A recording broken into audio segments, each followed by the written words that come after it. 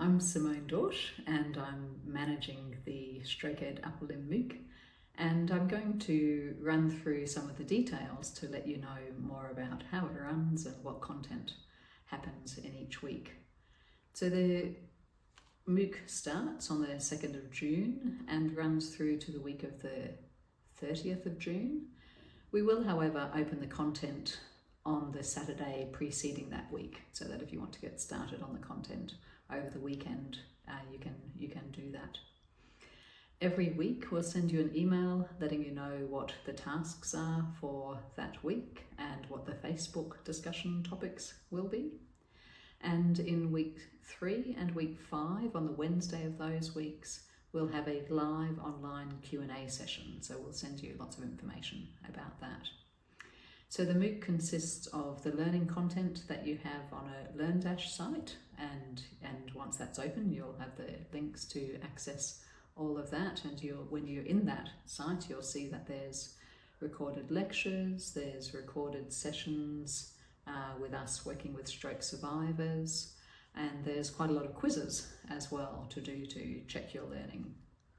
And then in addition to that, for interaction, we have the Facebook group. So if you haven't joined the Facebook group yet, it's well worth joining that group, because we'll have some discussion topics each week on the Facebook group. If you're not part of Facebook, then that's fine, but it just means that you miss some of that interaction. I'll run through what happens week by week now to give you an idea of the week by week content.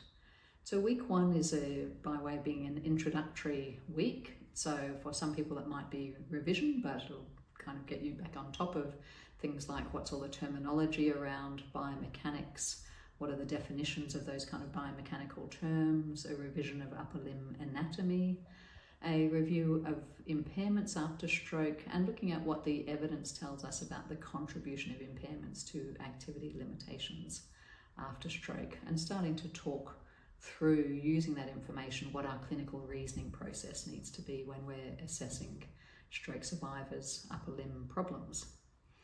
Week 2 is a big focus on analysis, and so we look at the biomechanics of normal upper limb tasks, and then think about how we use that information to inform our movement analysis of stroke survivors.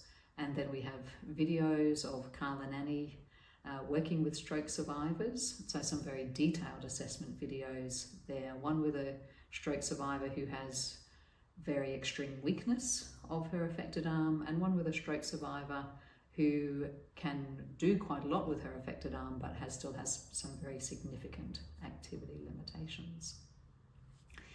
Week 3, we start really getting into the evidence for intervention. And so we start off with a review of how you appraise the research that you're looking at, and then we look at the research for increasing strength in very weak muscles after stroke, and look at applying that information to stroke survivors. In week 4, then a review of the evidence for more task-specific training, so the training of activities after stroke, and with some particular emphasis on particular advanced coordination skills like handwriting, the use of knives for cutting, and knife and fork cutlery as well. In week 4, we also have information on the secondary impairments after stroke, and a review of what the evidence tells us we can do for swelling after stroke, shoulder pain after stroke, spasticity after stroke, and how we use that evidence to inform our interventions. Week 5, then, the last week, is a focus on how we optimize the conditions that we set up for people's practice after stroke. What are the strategies we can put in place to increase the amounts and the intensity of practice that people are doing? What are the strategies that we can use to make sure that we're doing very good coaching when we work with stroke survivors? What do we do to make sure that our instructions and our feedback is very effective and really helps to optimize people's motor learning? So that's the focus of week 5, along with a discussions around how we change our clinical practice when there's new evidence, and how we change what we're doing to adopt that and implement that evidence. And then at the end of all of that, we ask you to evaluate the MOOC. You redo the same quiz that you did at the beginning of the MOOC to assess your learning.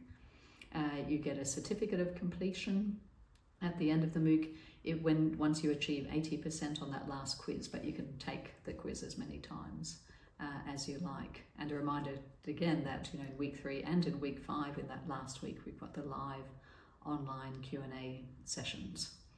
So that's a summary of the MOOC, and we're really looking forward to interacting with you on what is our second upper limb MOOC now, and we'll be seeing you soon.